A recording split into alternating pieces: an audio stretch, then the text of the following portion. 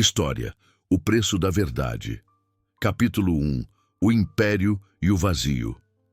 Era o dia 9 de janeiro de 2026, a data que deveria marcar o 60º aniversário de Arthur Monteiro, um dos homens mais ricos do Brasil, com um patrimônio que ultrapassava os 2 bilhões de reais.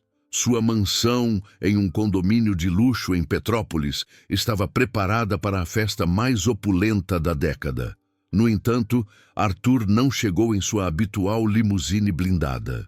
Ele apareceu a pé, vestindo farrapos, com uma manta rasgada sobre os ombros e o semblante de um homem que não comia há dias. O que ninguém sabia era que Arthur passara os últimos 3 meses vivendo uma farsa meticulosamente planejada. Ele fingira ter perdido tudo em um golpe financeiro internacional para colocar à prova o amor daqueles que o cercavam. Arthur era filho de um lavrador das montanhas de Minas Gerais. Chegara ao Rio de Janeiro aos 18 anos com apenas uma mala de papelão e uma dignidade inquebrantável. Trabalhara como operário em turnos de 12 horas e estudara à noite em bibliotecas públicas, economizando cada centavo, até abrir sua primeira empresa aos 28 anos. Aos 40 anos, já era milionário. Aos 50 anos, seu império abrangia desde a tecnologia até as energias renováveis. Mas, enquanto sua fortuna crescia, Arthur sentia que sua alma minguava. Ele se casara com Beatriz há 30 anos, uma mulher belíssima e ambiciosa que lhe dera 3 filhos: Ricardo, o primogênito, Felipe, o do meio, e Clara, a caçula. Com o passar dos anos, Arthur percebeu que se tornara um caixa eletrônico para sua família. Ricardo, aos 40 anos, ocupava um cargo de fachada na empresa e gastava os dias em campos de golfe e viagens exóticas. Felipe, aos 35 anos, geria uma rede de restaurantes que só sobrevivia graças aos aportes financeiros constantes do pai. Beatriz parecia mais interessada no limite dos cartões de crédito do que na saúde do marido. Apenas Clara, a ovelha negra, havia trilhado um caminho diferente. Aos 30 anos, ela recusara a herança antecipada para se tornar médica cirurgiã em um hospital público, vivendo de forma simples e independente. Olá, estive aguardando sua visita. Para não perder nossos próximos encontros aqui na biblioteca, peço a gentileza de clicar no botão de inscrição. Sua companhia é muito valorizada. Foi essa percepção de abandono emocional que levou Arthur a arquitetar o plano mais arriscado de sua vida. Naquela noite de insônia, 3 meses antes de seu aniversário, ele decidiu que precisava saber quem ficaria ao seu lado se o ouro desaparecesse. Com a ajuda de seu advogado e de seu médico pessoal, os únicos que conheciam a verdade, ele forjou sua ruína. A notícia do colapso financeiro de Arthur Monteiro correu os jornais, descrevendo-o como vítima de uma estafa suíça que o deixara apenas com dívidas. Arthur desapareceu propositalmente, mudando-se para um quarto humilde no centro de São Paulo, deixando para trás o luxo e a segurança para observar das sombras o verdadeiro caráter de sua linhagem. Capítulo 2: 3 meses na escuridão. A reação de sua família à suposta falência foi mais devastadora do que Arthur ousara imaginar. Através de relatórios de um investigador particular, ele viu Beatriz reagir com uma fúria gélida. Ela não derramou uma única lágrima pelo desaparecimento do marido. Em vez disso, passou as semanas seguintes tentando transferir bens para contas no exterior e consultando os melhores advogados de divórcio para se proteger legalmente.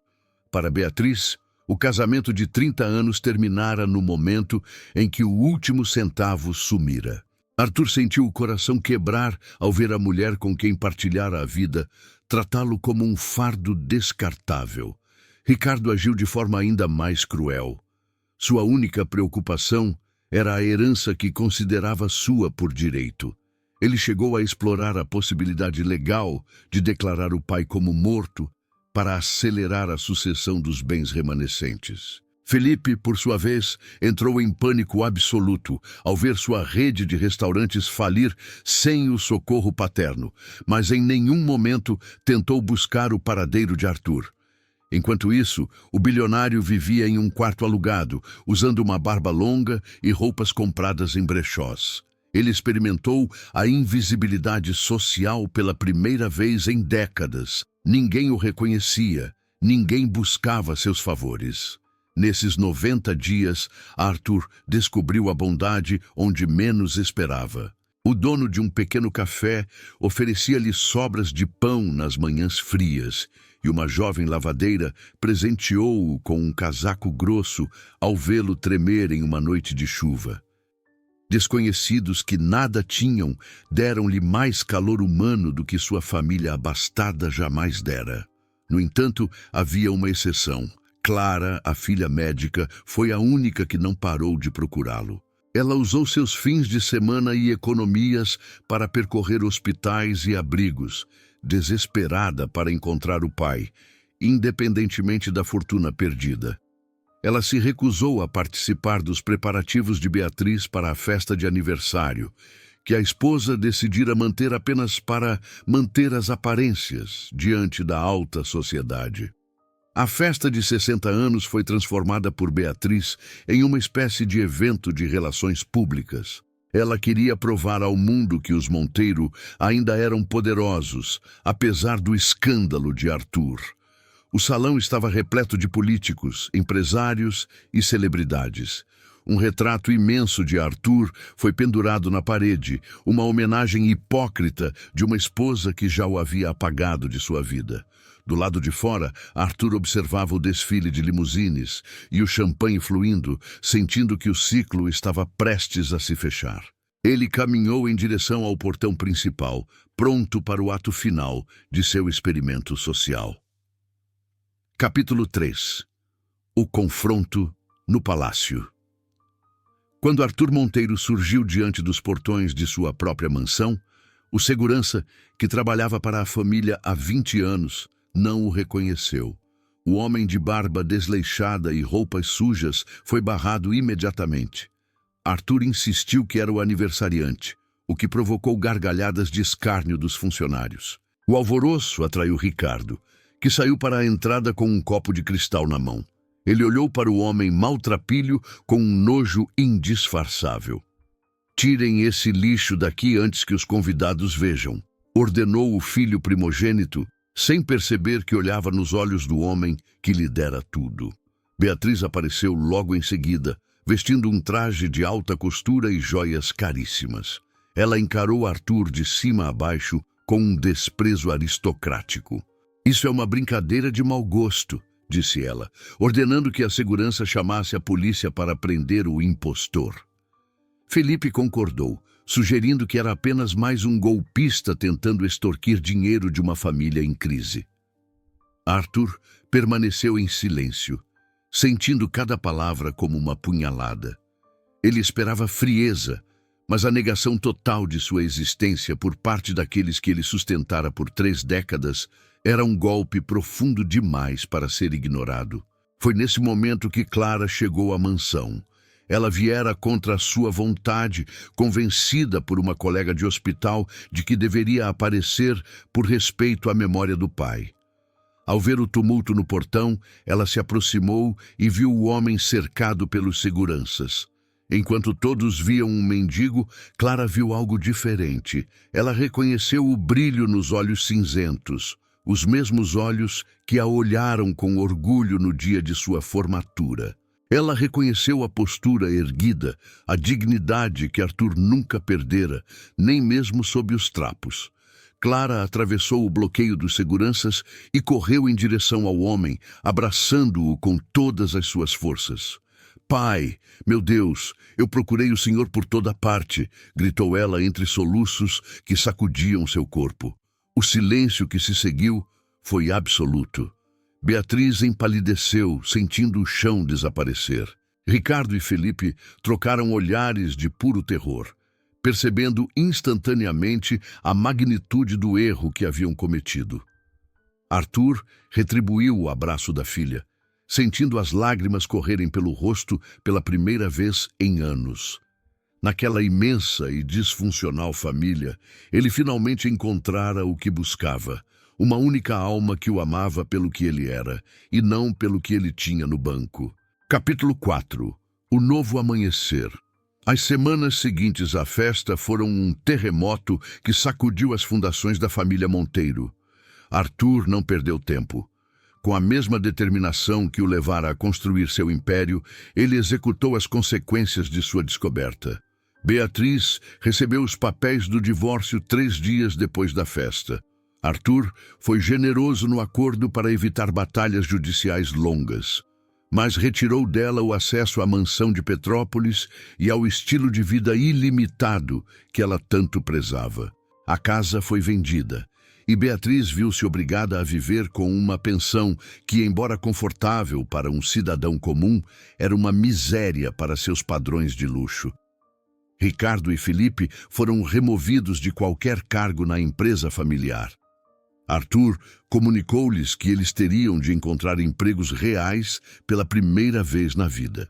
Ele criou um fundo fiduciário para os netos, mas os filhos só teriam acesso a uma pequena quantia após provarem que podiam manter um emprego por conta própria por 2 anos consecutivos. Felipe, menos orgulhoso, aceitou um emprego de gerente em um restaurante comum, decidido a reconquistar o respeito do pai. Ricardo, porém, reagiu com processos judiciais que Arthur venceu facilmente, deixando o filho isolado em sua própria arrogância. No entanto, o maior legado de Arthur foi entregue a Clara.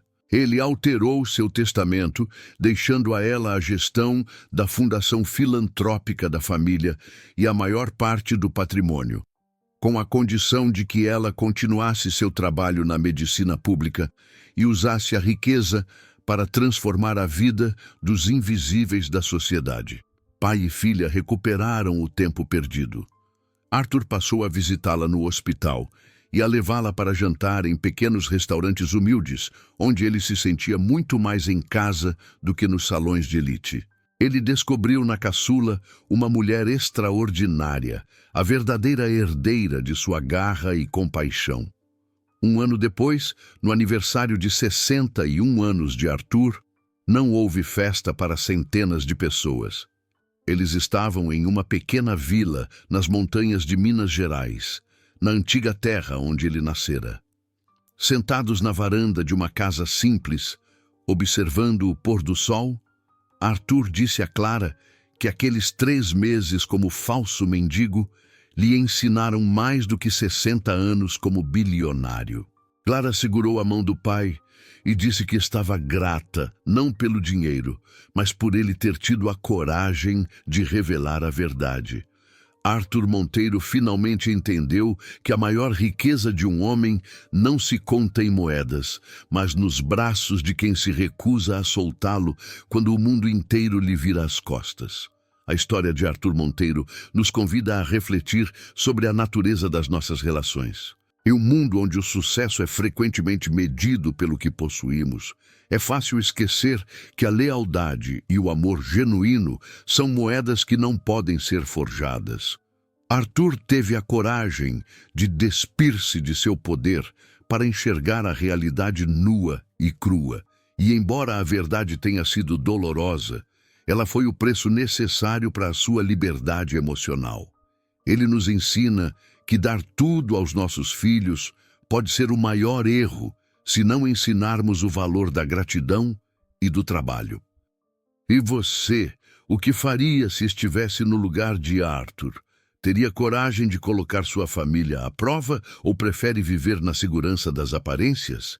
Acredita que o castigo dado aos filhos foi justo ou ele deveria ter dado uma segunda chance? Deixe sua opinião nos comentários abaixo. Adoramos ler as diferentes perspectivas dos nossos seguidores sobre esses dilemas morais. Se esta história de superação e verdade tocou você, não se esqueça de deixar o seu like, subscrever o canal e ativar o sininho para receber as próximas crônicas de vida. O seu apoio nos ajuda a continuar contando histórias que inspiram e transformam. Até a próxima!